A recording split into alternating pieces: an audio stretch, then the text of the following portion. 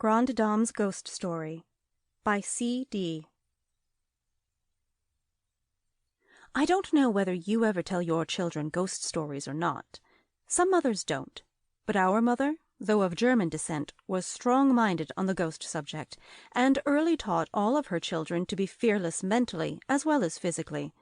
And though dearly fond of hearing ghost stories, especially if they were real true ghosts, we were sadly skeptical as to there being anything of the kind that could harm.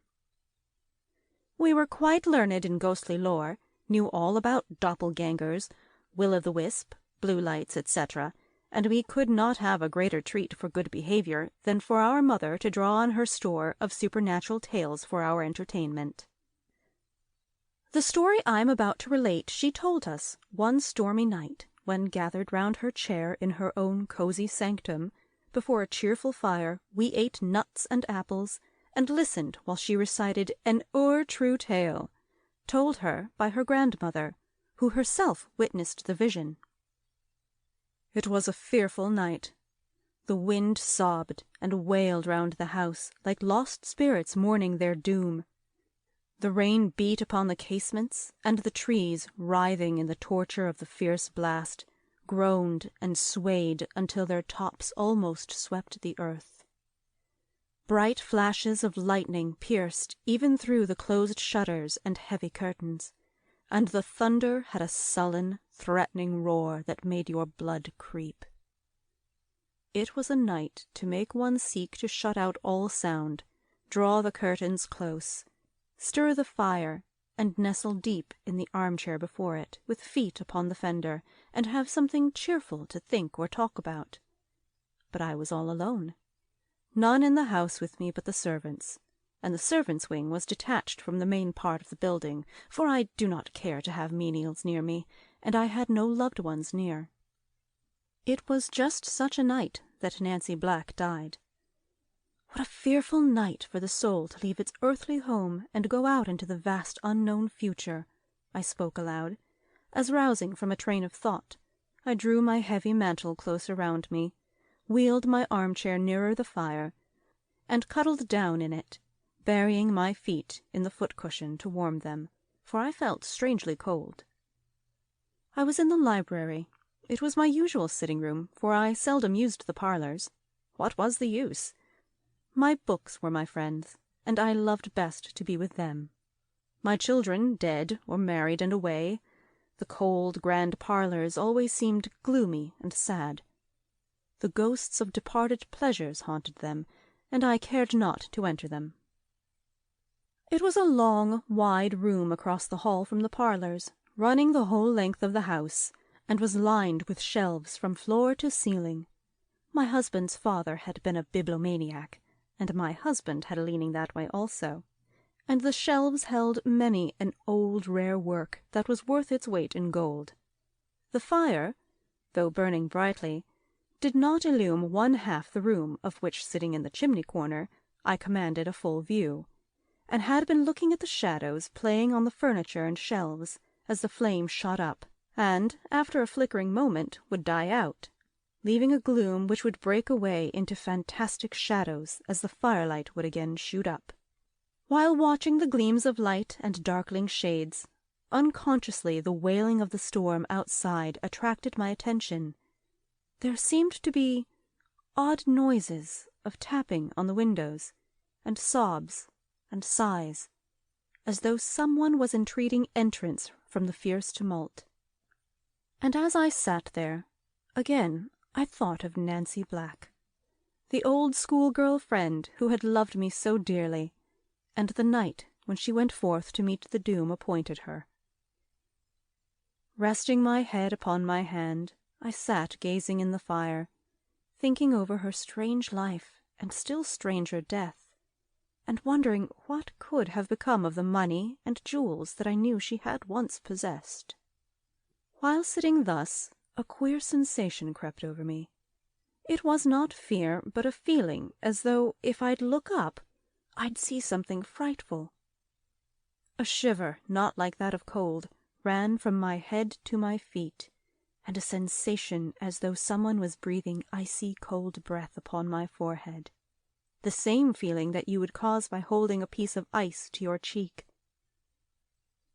It fluttered over my face and finally settled round my lips, as though the unseen one was caressing me, thrilling me with horror. But I am not fearful, nervous, nor imaginative. And resolutely throwing off the dread that fell upon me, I turned round and looked up, and there, so close by my side that my hand, involuntarily thrown out, passed through her seeming form, stood Nancy Black. It was Nancy Black, and yet not Nancy Black. Her whole body had a semi-transparent appearance, just as your hand looks when you hold it between yourself and a strong light. Her clothing, apparently the same as worn in life, had a wavy, seething, flickering look, like flames have, and yet did not seem to burn. "In the name of God, Nancy Black, what brought you here, and whence came you?" I exclaimed. A hollow whisper followed. "Thank you, my old friend, for speaking to me. And oh, how deeply I thank you for thinking of me tonight. I shall have rest." "Rest," I heard echoed, and a jeering laugh rang through the room that made her quiver at its sound. "I have been near you often, but always failed to find you in a condition when you would be en rapport before tonight. What I came for, I will tell you. Whence I came, you need not know. Suffice it to say that were I happy, I would not be here on such an errand, nor on such a night. It is only when the elements are in a tumult, and the winds wail and moan, that we come forth. When you hear these sounds, it is souls of the lost you hear, mourning their doom. 'Tis then they wander up and down, to and fro, their only release from their fearful home of torture and undying pain. I have come to tell you that you must go over to the old house, and in the back room I always kept locked, have the carpet taken up from toward the fireplace. You will see a plank with a knot-hole in it. Remove that, and you will find what caused me to lose my soul. Have prayers said for me, for 'tis well to pray for the dead.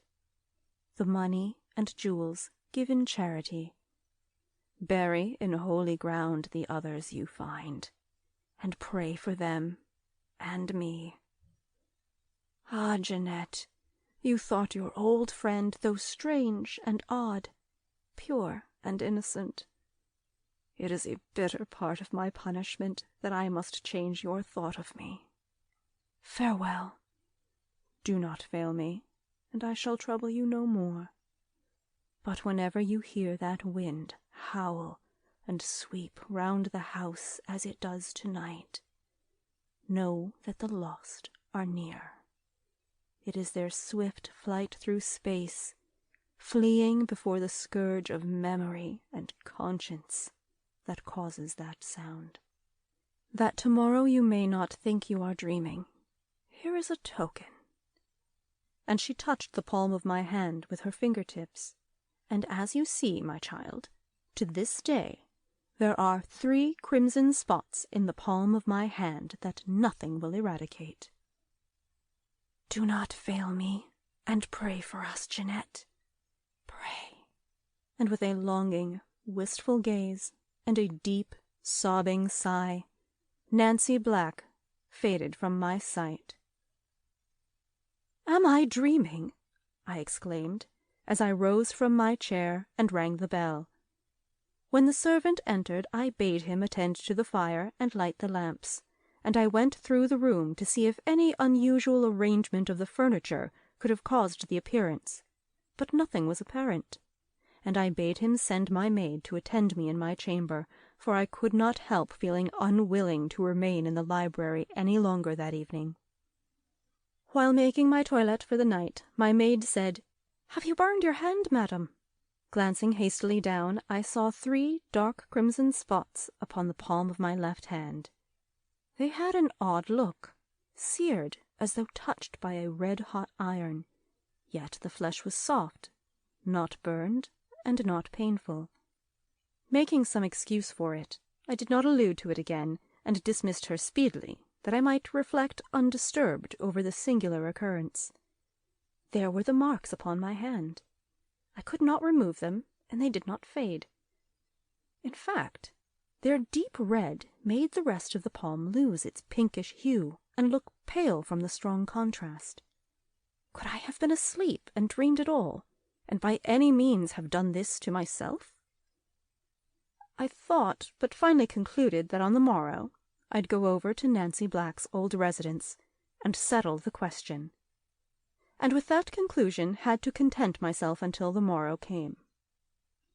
Nancy Black was an old friend from my girlhood, who had owned large property in the town, and lived all alone in a spacious stone house directly opposite my home, and who, when dying, had left me the sole legatee of her property.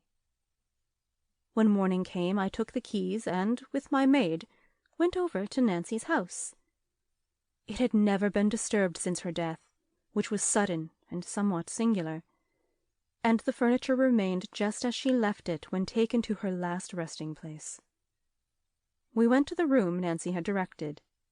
I bade Sarah take up the carpet, and sure enough, there was a plank with a knot-hole in it. So I sent her from the room and lifted the plank myself, and there, between the two joints, rested a long box, the lid not fastened.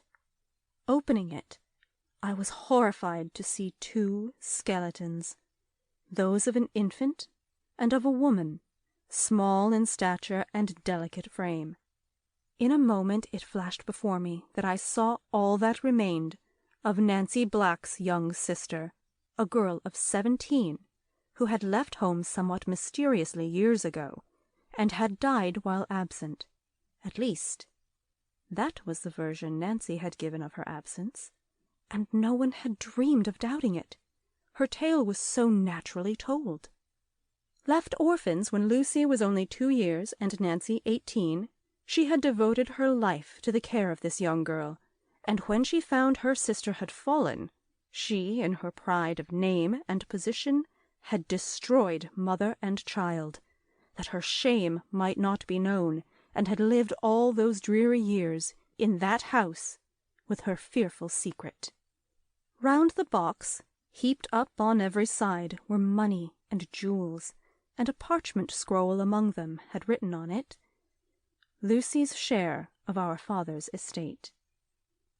I carried out Nancy's wishes to the letter, for now I firmly believed that she had come to me herself that night.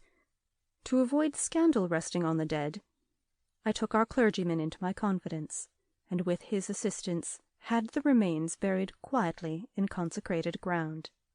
The money and jewels were given to the poor, and the old building I turned into a home for destitute females. And morning and night, as I kneel in prayer, I pray forgiveness to rest upon Nancy Black, and peace to her troubled soul. End of Grand Dame's Ghost Story